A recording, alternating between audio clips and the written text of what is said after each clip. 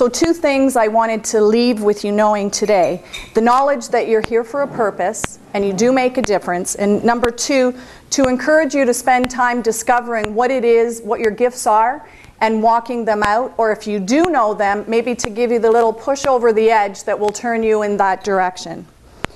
George S. Patton said, "I don't measure a man's success by how high he climbs, but how high he bounces when he hits bottom." Hence the boxing gloves. Here's a story of such a man. In 1816, he had to work to support his family after they were forced out of their home. 1818, his mother died. 1831, he failed in business. 1832, was defeated for legislature. 1832, also lost his job and couldn't get into law school. 1833, declared bankruptcy and spent the next 17 years paying his debt off to his friends for having started a business that failed. 1834, was defeated for legislature again. 1835, was engaged to be married, but his sweetheart died and his heart was broken. If you aren't exhausted enough in hearing this man's life, and there's more to go. In 1936, because that happened, he had a nervous breakdown and spent the next 6 months in bed. 1838, was defeated in becoming Speaker of the state legislature.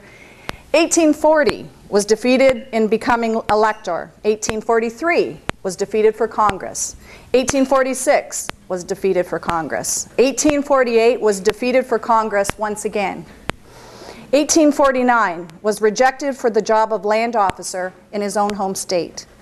1854, was defeated for Senate. 1856, was defeated for vice president. He received less than 100 votes. 1858, was defeated for Senate for the 3rd time. However, in 1860, he was elected President of the United States. This man was Abraham Lincoln. And I tell you, when I read this, I thought he obviously knew his gifting and where he was going to go and where he was supposed to be, or you never would have put this in. This is demoralizing. We think if you took maybe 4 of those points and they hit you in your lifetime, that would be enough to kill you over. But he just kept going. And finally, his gifts made room for him at the top. You know, sometimes in order to grow a business or step out on your passion or your purpose, it will cost you something. And my understanding of life came very early and was linked to boxing. And I have these hanging in my office at home just to remind me sometimes life is a fight, and if you get knocked down, you just have to get back up. But we lived in Toronto until I was about 5.5 years old, and my grandfather got me excited about boxing. A girl, go figure. And even today people think, you know, you really like boxing. I really do. But old-time boxing. But nevertheless, he said wrestling was fake and boxing was real. And it didn't hurt that kitty corner to our house across the street, George Savallo, who was the Canadian heavyweight boxing champion, lived. And as a little girl, we would sit out on the porch and I would see him come out getting ready for training, just like the boxing, the Rocky movies, which I have all of course. And from there, the reason I'm telling you my story is I wanted you to see some threads that sort of weave through my life, and perhaps by the end of today you'll be able to look at your own life a little bit differently. Sometimes we think we're wasting time, sometimes we think we're just putting in time, sometimes we have a gift we haven't used forever. But I've just noticed in my life it's just starting to come together. We moved from Toronto to Cooksville. Anybody familiar with Cooksville? It used to be called Mississauga.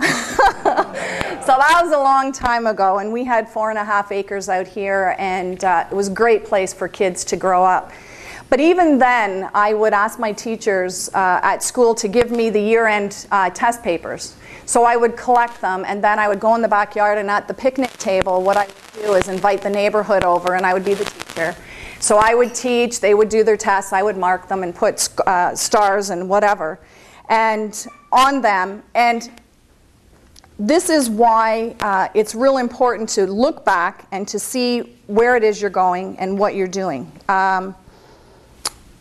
After that, I decided I would go to Sheridan College and get my early childhood education degree. I sort of wanted to bone up for being a parent, I guess, too, and plus the teaching thing kicked in. And I did that for a number of years until I had my girls and stayed home. And then I thought, what will I do with my life? And I thought, you know what, real estate sounds like a good opportunity. So I went to real estate and took the course. And then I thought, which office would I go to? So I got the classified, the Mississauga News, and I started looking at all the offices. They were all looking for salespeople. It was the hot market, and I was getting in at a good time. So there were full-page ads, and there were half-page ads, and there were quarter-page ads. And which one did I respond to? The ad that was about the size of a postage stamp. There was something about that ad. I don't even know how I saw it. I know today why I saw it, but that was the ad that I answered.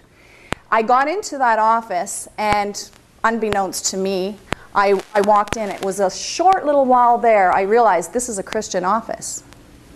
I wasn't quite sure what that meant at the time, but about a year later, I had started watching people. I started to watch their lives and how their lives had changed and the type of people that they were and the type of people that they were in business. And so at the age of 34, I gave my life to Christ, and I made a decision that day to live for Him.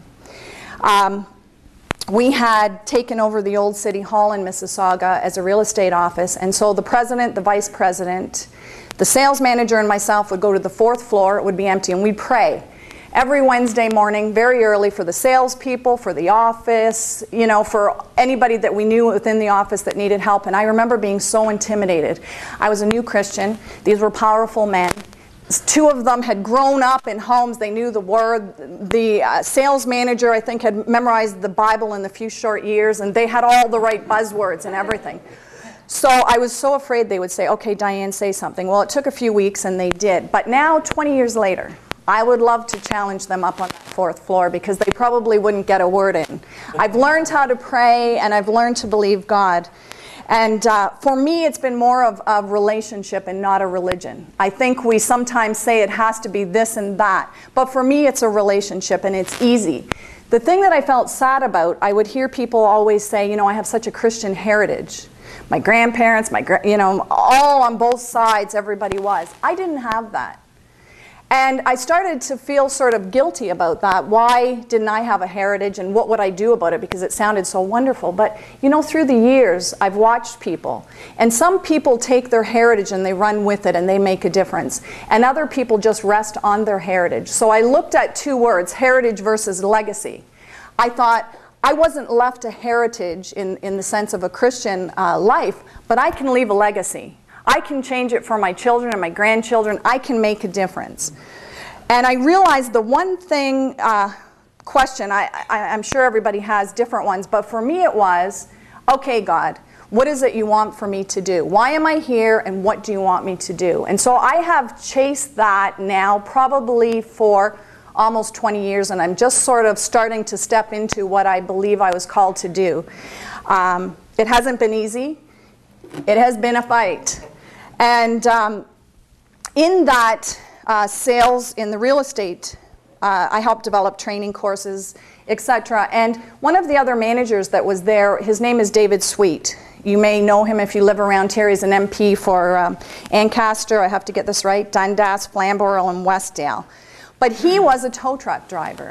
And when he came to the real estate office, I think it was just before then that he had given his life to Christ. But all these years, he was a man that knew that's where he wanted to go. And so it was a few months ago, my husband and I went down to Ottawa. And we sat in the House of Commons, and we watched his dream come true. We knew what it had taken him to get there, and I tell you, it's so wonderful to watch someone who has paid the price to get where they're going. Then I decided to stay home. The kids were in their teenage years, and I thought, you know what, I better spend a couple of years here. I got into another area. I took my sales education, and I started to work for a recruiting firm.